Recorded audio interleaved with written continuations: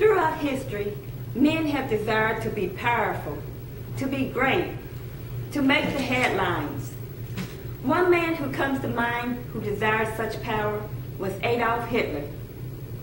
According to the DVD 2006 World War II, The German Front, Hitler made false promises to the German people, telling them that if they would surrender their rights, that he would make them masters of the world.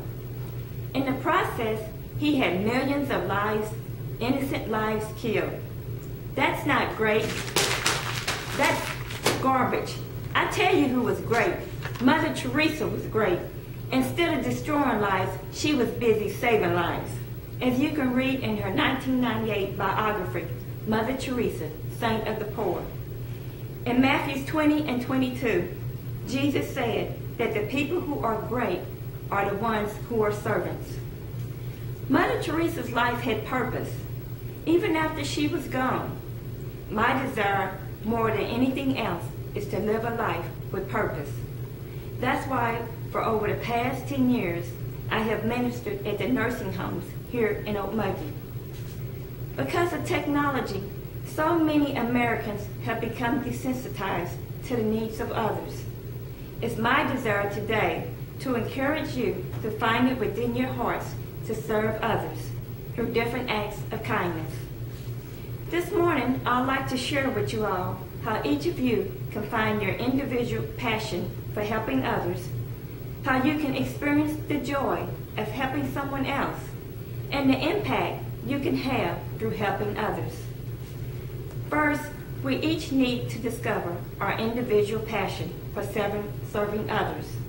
Everyone has a different heart for helping others in different areas. I want to show you some slides of different ways in which we can serve others. If you see or think of an area that touches your heart, please write it down on the hearts that I passed out to you.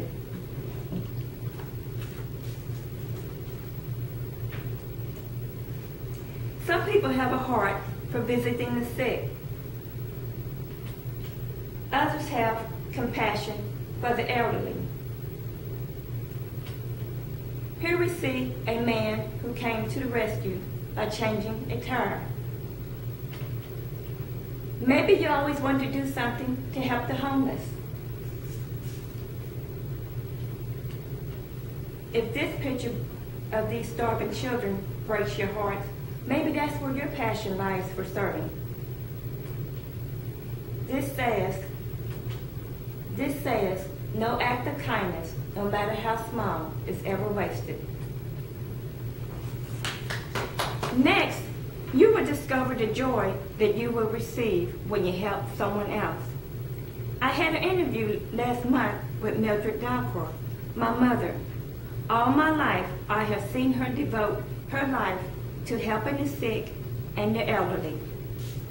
I asked her, "What is your motivation?"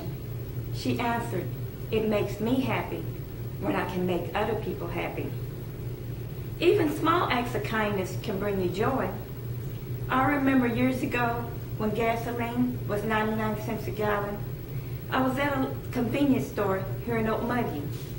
This young man, whom I didn't know or had never seen before, had only $1 to put gas into his motorcycle.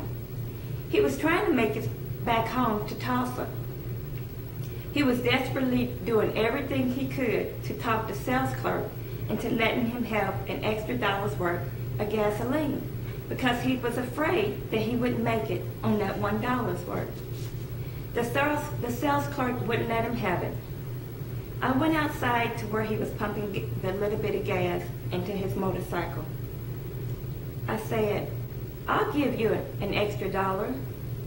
He looked at me like he was totally shocked. He asked me, "Why would you do something like that for me?" He was so happy to get that extra dollar.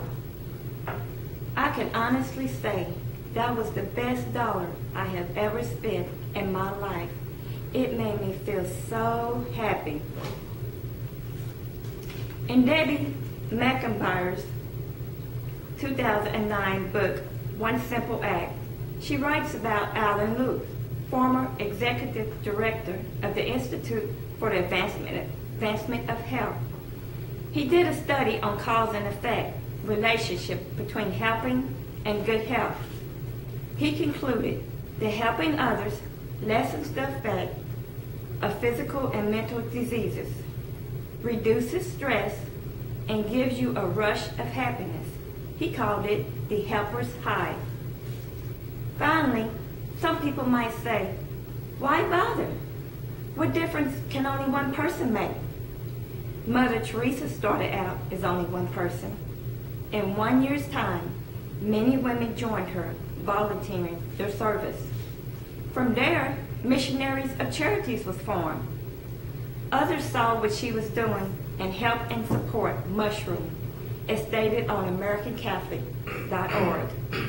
That's the power of one touching another. You have seen this morning how each of you can discover your individual passion for helping others. You've seen the joy of helping others and the impact one person can have. I hope you will join me in this wonderful adventure of helping others, one act of kindness at a time. I want to leave you with a beautiful verse found in the Bible from Matthew 25:45. Jesus said, what you have done to the least of my brethren, you have done to me.